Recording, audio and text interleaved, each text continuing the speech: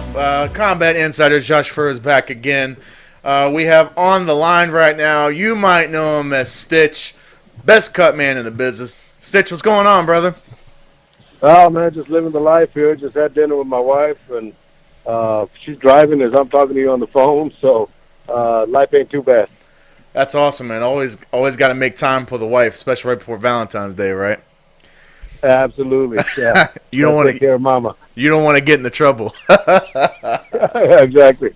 Yeah, it's cheaper to keep her, as Ray Charles says. That's it. Man, so we ran into Stitch back in Cancun when we covered the BKFC 4 card. And, man, what a card. I tell you, one of the big standouts for me, and all the fights were great, but one of the really standout performances for me, Stitch, was Cecilia Flores, the girl who fought Beck Rollins. Oh, my God. You know, not a lot of people knew who she was before that fight, and just, wow, her heart. She showed a lot of heart that night, man, and I tell you, just super impressed, and I think she gained a lot of fans that night.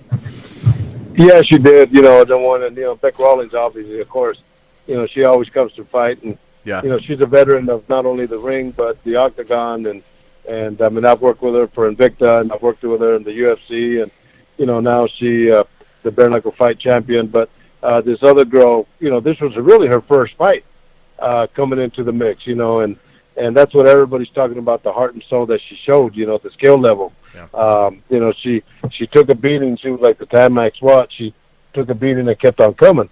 Yeah. And I think, she went home with a lot of respect that people gave her. So I think we'll be seeing her a lot, and I think she'll definitely be another face in the bare knuckle fighting.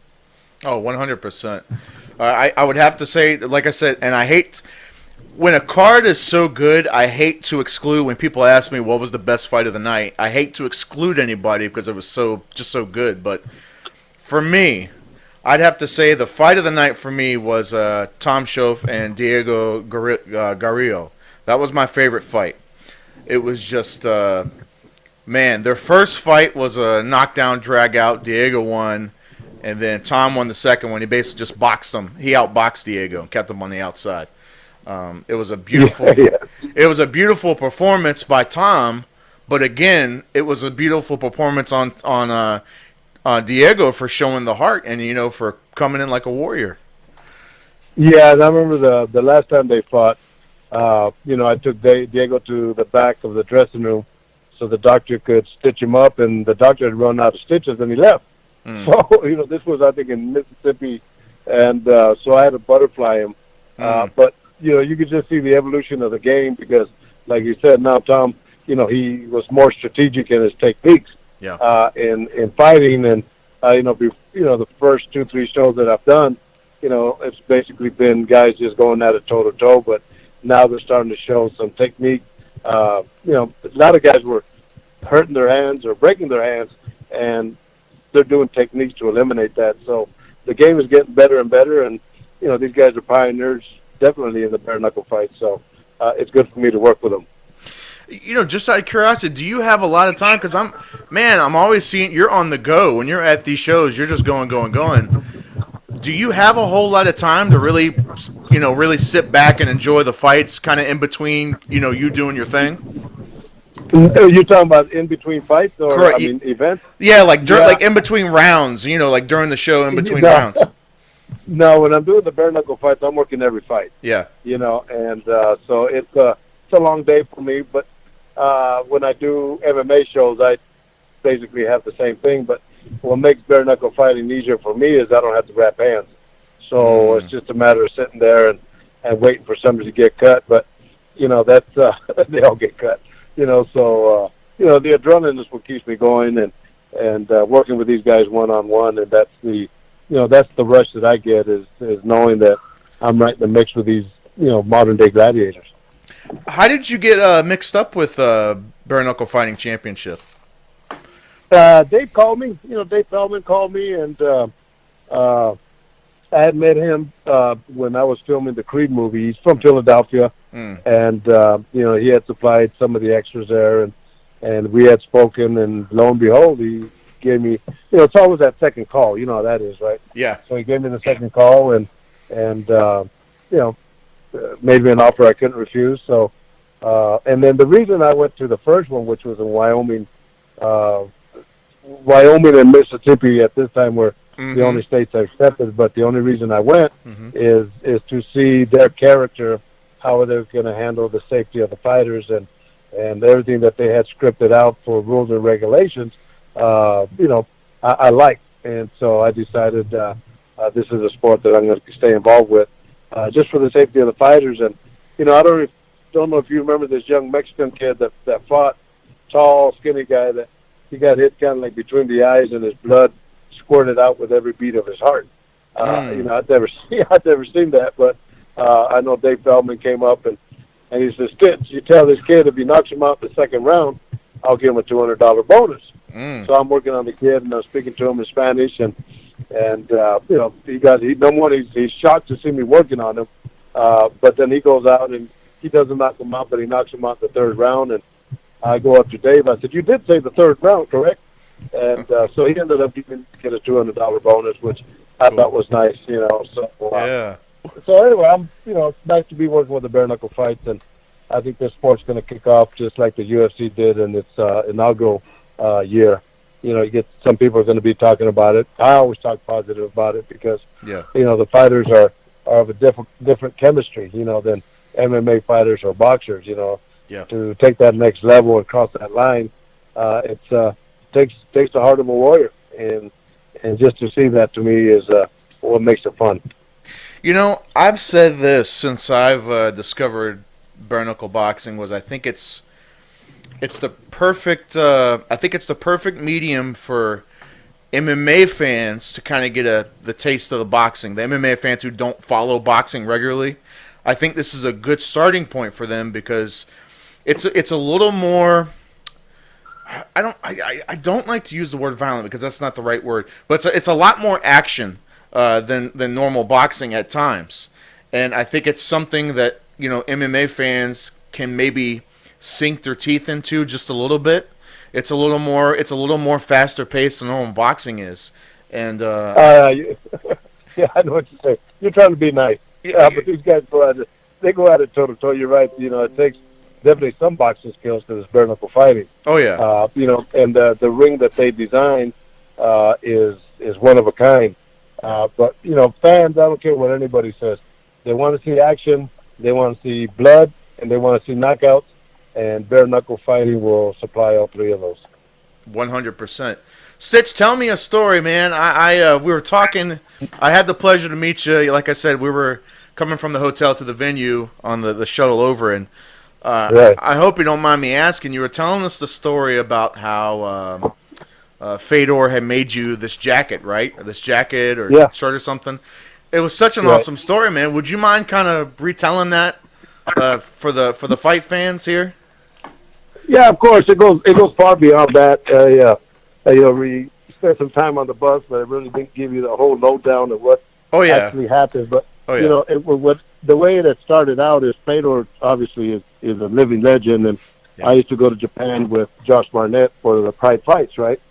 And when I get there, everybody wants me to wrap their hands because I used to do that in the UFC and what have you not. But Josh says, "You know what? I'm bringing this guy in my own dime to come over here. So if you want him to wrap your hands, it's going to cost you $500." So he was like my agent. So I would make another $2-3 grand, a show, which was great. So, but on this time, Fedor had just come back from breaking his hand, and the Pride promoter comes and asks me if I'd wrap his hands, and of course, I was so ecstatic. I didn't even ask him for a price. I was just happy and honored to be wrapping his hands, and I did. And Russians, I've worked with Russians before, with the Klitschko's and others, and I know they're not very talkative. And so I start wrapping Fedor's hands in Japan, and I'm talking to him, and he's not answering. He's a man of very, very few words. So finally, when I finished wrapping his hands, I asked him how they feel. And if you look at your hand, your palm of your hand, and you open and you close and you open and you close, that's what he did. And he looked at me and said, "Super, super." And that's all he said, right? So I was the happiest guy in the world. And, after the fight, he won. I think he fought Mark Hunt. and he invited Josh Barnett and myself for a couple of shots of vodka in the dressing room. So that started our friendship. And every time he fought and I was there, I would be the one to wrap his hands. But on this last fight, before he fought, before last, I walk into the hotel, and he comes up to me, and he's sitting down with all his, his team. And he gets up and he comes up to me and gives me a hug, and told me he got some sweats for me, some of the team sweats. And I said, no shit, So the guy runs upstairs, brings me the pants, the top and the bottom, and he has my name in the front and he has my name on the back, and it's part of the Fedor Emelianenko team, So I look at him, I say, Fedor, did this come from your heart? And he kind of says, that little smile he gets, but he don't smile. And he kind of nodded his head that, yeah, he did. So, great relationship with Fedor Emelianenko. That's awesome. Pretty awesome story. Yeah, it is. It's pretty awesome. What, Stitch, you've probably seen a lot of, gruesome injuries over the years. What's the worst thing you've seen, during a fight? Well, it had to be broken legs, Obviously, Anderson Silva when he fought Chris Weidman. But if you go back a few years before that, Corey Hill fought Dale Hart, and Corey went to do a leg check and literally just broke his leg in half, and he's down on the ground, and I get behind him. I'm on my knees on the ground on the ring, and his head is literally sitting on my hand on my thighs, and he's just screaming so much in pain. And I look at his leg, and his leg is going straight, and his foot is going to the side, and he's screaming, and he said, "Oh, Stitch, what happened? What happened?" And I look, and I said, "Man, you broke your leg, Corey. Go ahead and scream as much as you want," And he was calling for his father, so Don House was with me, and obviously his father. He went to go get his father, and and then the thing with Corey is they shot him up with a couple shots of morphine, and well, first the doctor tells me, Stitch, grab him by the shoulders and pull. You pull on his shoulders, and I'll pull on his leg. Kind of try to place the bones, and he was in so much pain. Oh yeah, it was. So they shot him up with a couple of things of morphine, and they get him on the gurney, and they're wheeling him out, and his final words to me were, Stitch, I almost had him. And I said, man, what a warrior, right? Yeah. And he came back, and, he fought again. It was never the same, but he ended up passing away. I think he had some kind of lung disease or something like that. But that has to be the most heartbreaking moment that I've ever experienced. And but cuts, tons of cuts. And, even Anderson Silva, when he broke his leg, and, an hour before, I'm in the dressing room wrapping his hands, and he's calling me Papi. He called me Papi. And then just to see him, I mean, my head was down. I was getting my stuff prepared, and I just heard the sound of a broken branch. And without even looking, I knew what had happened. And that literally bummed me out for a day or two, And normally I'm pretty strong-willed, but I had such a great relationship with Anderson Silva that it just kind of bummed me out, man. And, I'm glad he's okay. Yeah, I remember I watched that fight live when it happened, and God, it was so terrible because the first fight with him and Weidman, huge Anderson Silva fan, right?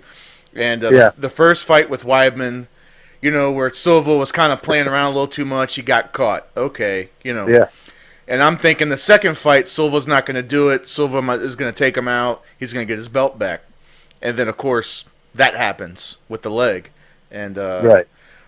Man, I the same. I can only imagine what it's like, because the guy. But like I remember, for a couple of days, it just kind of messes with you, that kind of stuff. Just kind of, it just doesn't quite sit right. Even though it's not your leg, and you're not dealing with it, but it just kind of, you hate to see somebody like that go through something like that, and man. Yeah, and that's what makes my job so special. Yeah. Is that I literally get to see the heart and soul of the fighter, and and like Frank Mir says, when I see Stitch walking into the dressing room, my stomach just drops because I know it's time to fight. So I'm in that position. I am that guy, that gets the gladiator ready for combat, and I've had guys when I'm wrapping their hands, they cry, and some guys are nervous, and some guys are just shooting the shit with me, and Yeah. but psychology is one of the things that I'm real good at, to kind of calm them down and support them and let them know I'm gonna take care of you like you're my son, and kind of relieve a lot of that stress because I know the position that they're in. But what a position for me to be in. I'm just honored. Well, you know what? I'll tell you a little personal story. I was talking to my wife, and I tell her kind of about the stuff I do, and she watches fighting very sporadically. She'll watch it, like some of the bigger fights she'll watch. She used to love watching Ronda Rousey and stuff like that. But she's not a regular fan. She's just in and out kind of thing. I told her that you were coming on, and I said, yeah, Stitch is coming on. She knew who you was. Yeah. She knew exactly who he was, and I think it just speaks volumes, man. Like you're just so, and I'm just not blowing smoke up your new, what, because you're on here, but man, you're just so iconic. Everybody knows the name Stitch. Everybody knows who you are. You walk into a room, man, and everybody just kind of, you're so iconic. You've been doing this so long.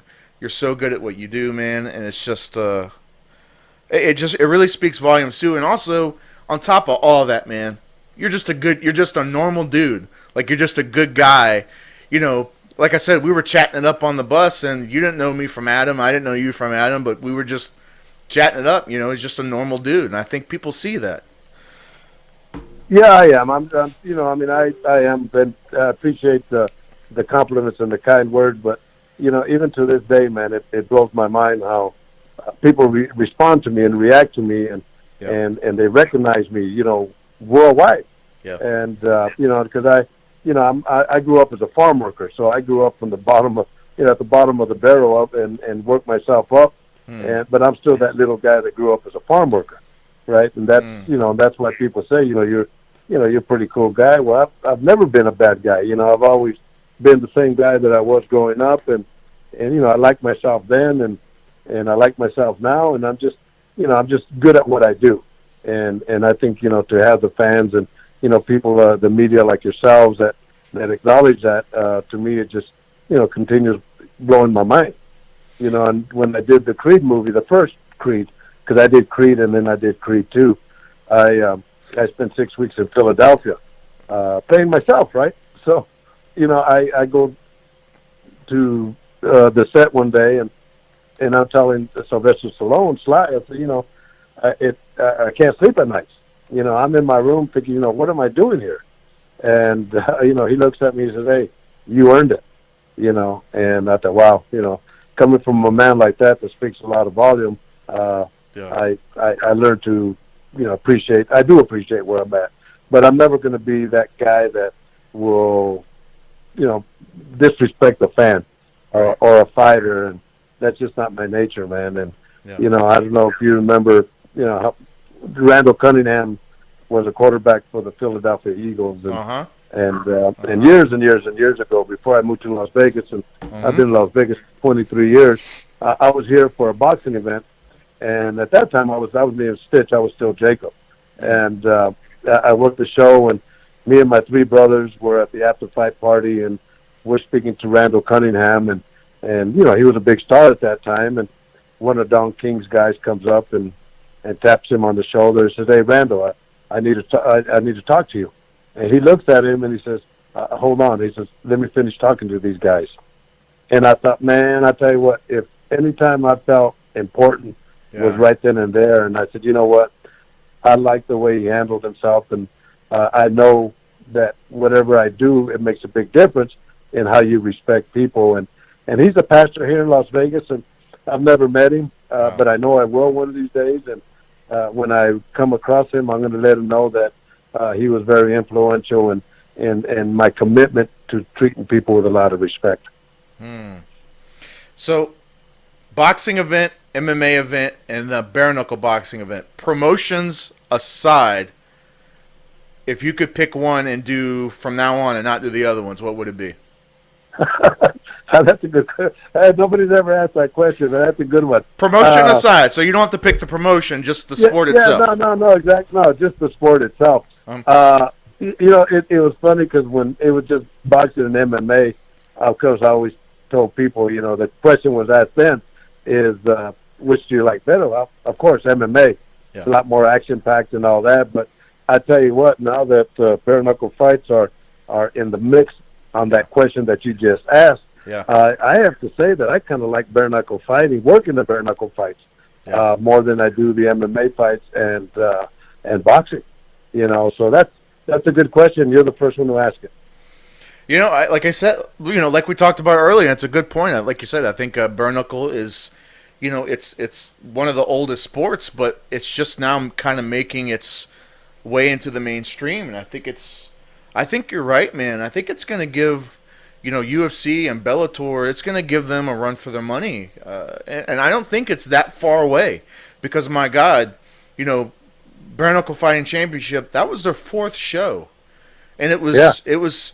For where they're at right now, they're years ahead of where they should be. They're years ahead, and I think that they're going to continue to make a huge splash, man. And I don't know. I think 2019, man, it's just going to blow up. And I think they're doing this reality show now, and all the shows they have planned. They just got Artem Lobov.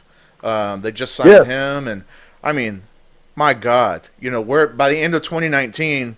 What kind of conversation are we going to be having about bare knuckle by the end of the year? Yeah, that's a good point. And I guess I didn't see it on the screen, and I didn't know what dates they have available or what fights, but I guess people are saying, bare knuckle fighting, going to London, going to Mexico City, and just doing a world tour. And I know I spoke to Dave Feldman after the fights in the hotel, and he kind of pulled me aside, and I guess you'll be the first to know because I'll let you know. And he said, Stitch, can I have you be exclusive with us? Because there's other organizations that are trying to form, and I don't want the fans to think that their organization is our organization. Right. And, so him and I spoke a little further, and I said, yes, of course, I'll be more than glad to say that I'll be working with you on an exclusive contract. So that's, you just heard it first from me. That's awesome, man. So, that's really good news. Yeah, that's awesome. But it's true. And like I said, when I did the first show, and these are the first show we did, it was Cheyenne, Wyoming. And when they called me to come on board, I did it for one specific reason, is to see how they were going to handle the health and safety of the fighters. And when I got there, Dan Margliotti, Bill Clancy, the referees, myself, and we all met with the athletic commission and some of the staff from the bare knuckle fights, and the rules and regulations that they enforced here. We made some adjustments based on our knowledge, right? Right. So I like the way they handled the fighters, and I like the way they handled the fighters. So that's why I decided to do the second one, the third one, and then now, of course, the 4th one. And now that Dave asked me if I could be exclusive with him, then I made that commitment to him that I would, only because of the track record that they're running. Yeah, 100%. Yeah, the next card I believe is oh man, I've got so many dates in my brain. I want to say New Hampshire in April. Yeah, I think is our next card. Yeah, yeah, because I have I think April the 6th, April the 20th. Yeah. In Mississippi, and David asked me, a commitment that I have a boxing show already committed for April the 20th. But he says, as long as you give me New Hampshire, you know, and I think, just my presence there, carries a lot of weight with the commissions. And, so I'll be there April the 6th. Stitch, give me a dealer's choice. Give me a good story. Dealer's choice. Well, I'll tell you what. Okay, well, here's one. Here's a good one. One of my favorites is, you see, Vandalay Silva was talking about, he might have some concussions, right? Yeah. I don't know if you read up on that. Yeah, I did. That seems to be, the evolution of mixed martial arts, where, I've been in boxing for, such a long time before I joined the UFC that I got to see the dementia, the concussions in boxing, because it's been around so much longer than the MMA world. But it's fairly new in the MMA. But when I read that article about Vandalay Silva saying that, he feels he's had some concussions, I got to see. Actually, I worked a lot of his fights, but there was one specific one that always floats to the top, and it's when he fought Chuck Liddell. And what made that fight so special? Number one, it was my birthday that week or that day, right? And about a week before, Vanderlei was, he had his gym here in Las Vegas, and I said, just good karma. I just want to wish you the best, man. I'm going to send you some good karma. It's my birthday. So I left it at that, and I'm working in Chuck Liddell's corner, and Leon Tabs, a legendary cutman from UFC 1, was working with Vanderlei Silva, and they're, I'm right at ringside, and I'm just hearing these guys are just cracking each other. They're just cracking each other, and I'm thinking, gee, what a war. Chuck gets cut. I work on him, not a big cut, enough for me to control it, and they go at it for, 3-5 rounds, whatever it was. And then after the fight, I clean up Chuck Liddell, and I go to the other side of the octagon to see how Vanderlei Silva's doing. And Leon's cleaning him up, and he's all swollen. He looks a little bit like the Elephant Man. And through all this hard battle, I said, Vanderlei, how you feeling? He looks at me and says, oh, I'm okay, Stitch. I'm okay. Stitch, happy birthday. And I'm thinking, man, what a character. Here's a guy, and probably the hardest fight he's ever had in his whole life. Right. And he wished me a happy birthday right in the middle of the octagon. Wow. Yeah, what a classic moment. And but he's the one. Him and Shogun gave me the nickname from the old Pride days of Santana. That I looked so much like Santana, and that stuck with me within the Brazilian fighters. Wow, that is awesome, man. Like, that's something you'll never forget. That's something you're gonna take with you till the end of your days. You know what I mean? Oh yeah, and like saying, I told you on the bus, I got tons of stories, and I remember Lyoto Machida. I think maybe I mentioned that on the bus. I'll do it again for the fans when he beat Rashad Evans for the world title. I was working with Lyoto, and I go in the dressing room after the fight and to congratulate him, right? And if you remember his father's very, very proud Japanese man with his kimono, his gi, and just sitting there very solid and stern. And so I go in the dressing room and, I congratulate Lyoto Machida, and right in front of his father's sitting 2 feet away from me. In front of his father, he looks at me, he says, Stitch, in the ring, you are my father. And I said, man, what, that gave me chills just for him to have mentioned me under those terms, and obviously in front of his father. That made it a very, very special moment. So, yeah, it's crazy. I just, and I did tons of them. I've just been blessed and with so many behind-the-scenes stories with so many fighters. Man, I tell you, Stitch, we could, I'm sure we could have a marathon. We could have a marathon with you and just keep telling the stories, man. Just keep telling the stories, man. But, man, we appreciate you coming on so much, Stitch. Like I said, we hopefully you'll come back, man. Be a kind of a regular with us, and we'll just keep going over stories, man. Give us a couple more stories every time, man. That was wow. Yeah, I got tons of stories. And you were talking about, you were with that girl. What was her name? Cece, the girl that fought Beck Rollins. Yeah. Okay, so at the end of the fight, I guess her stitches came undone. So the doctor had to go to the hotel. This was after the fight to kind of restitch her up, and I'm in the I walk in the room with her, and her face is all swollen. Her eyes are almost closed shut, and her nose, she has bloody nose, and her nose is banged up, and she looks at me and she gets all excited, and there she is, poor girl. She's about as beat up as you could get, man. And she looks at me and she asked me in Spanish, "Can we take a photo? I'd be honored to take a photo with you." Wow. And I'm thinking, look at this young lady, man. What a heart of a warrior. And but yeah, let's do it, man. Call anytime. And this is the type of stuff I love talking about. And I got stories like nobody, and I don't mind sharing them. Awesome, man. Well, guys, that's the one and only Stitch, best cut man in the business, best storyteller in the business as well. We're going to have to add that moniker to you, best story man in the business. But, guys, for Stitch Duran, for Joshua Furs, you're listening to Combat Insiders, and we're out.